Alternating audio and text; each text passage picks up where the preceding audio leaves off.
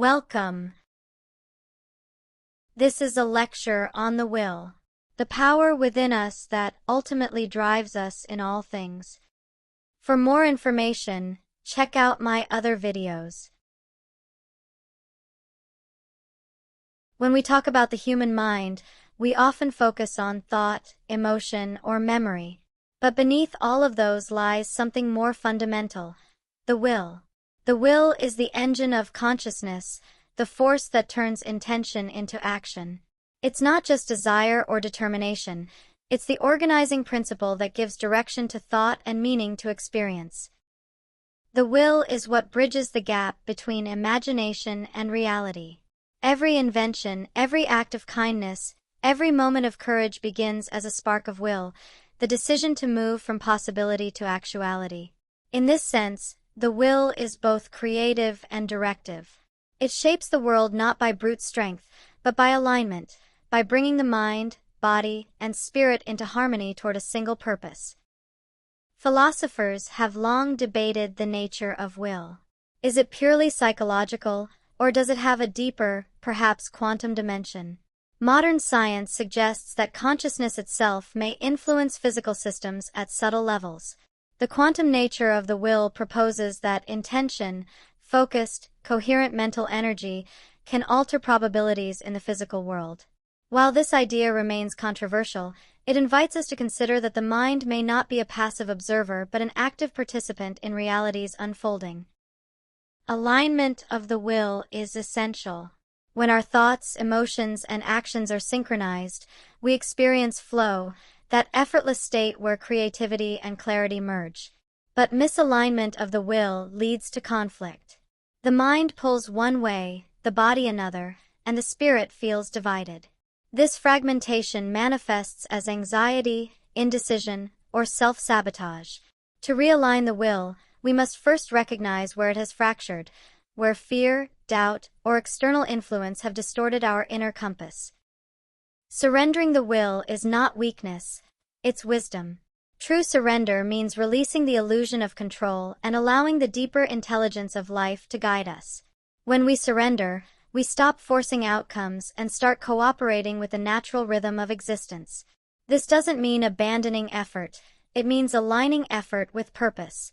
The will becomes a channel rather than a weapon, a current rather than a command.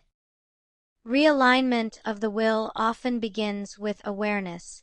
Through meditation, reflection, and honest self-inquiry, we learn to observe our impulses without judgment. We begin to see which desires arise from ego and which from essence. The egos will seek power and validation. The spirits will seek growth and connection. When we choose the latter, our actions gain integrity. The will becomes not just a personal force but a universal one, participating in the creative flow of life itself. This brings us to the oneness of body, mind, and spirit. The will cannot function in isolation. The body provides the vehicle, the mind provides direction, and the spirit provides meaning. When these three are unified, the will operates with precision and grace. Illness, fatigue, or emotional turmoil often signal a breakdown in this unity. Healing, therefore, is not only physical but existential, a restoration of coherence between the layers of being. The spirit can be understood as the projection of the will into the infinite. It is the aspect of consciousness that transcends individual identity and connects us to the whole. When the will aligns with spirit, it becomes creative rather than reactive. It no longer seeks to dominate the world but to participate in its unfolding. This is the highest expression of will, not control, but collaboration with the greater intelligence that animates all life. In practical terms, cultivating the will means training attention. Attention is the currency of consciousness. Where we place it determines what grows. Every act of will begins with focus, the deliberate choice to direct awareness.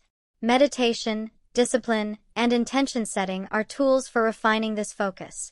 Over time, the will becomes steady, clear, and compassionate, capable of shaping reality without distortion. The will also demands responsibility. To will something into being is to accept the consequences of creation. Every choice ripples outward, affecting others and the world. Ethical will recognizes this interconnectedness. It acts not from impulse but from understanding. It seeks harmony rather than dominance, contribution rather than conquest. Ultimately, the will is the manifestation of the mind's deepest truth, that consciousness is creative. We are not merely reacting to the world, we are co-creating it. The will is the mechanism through which that creation occurs, the invisible hand that turns thought into form. When we understand this, life becomes a dialogue between inner intention and outer expression. So, as we reflect on the nature of will, let's remember that it is both personal and universal. It is the spark that moves the cosmos and the whisper that guides the heart. To cultivate the will is to awaken the mind's power to shape reality with awareness, compassion, and purpose. In the end, the will is not about domination or resistance. It is about participation, the conscious choice to align with the unfolding of life. When we live from that place, our actions become expressions of harmony, our thoughts become instruments of creation, and our lives become reflections of the infinite intelligence that moves through all things.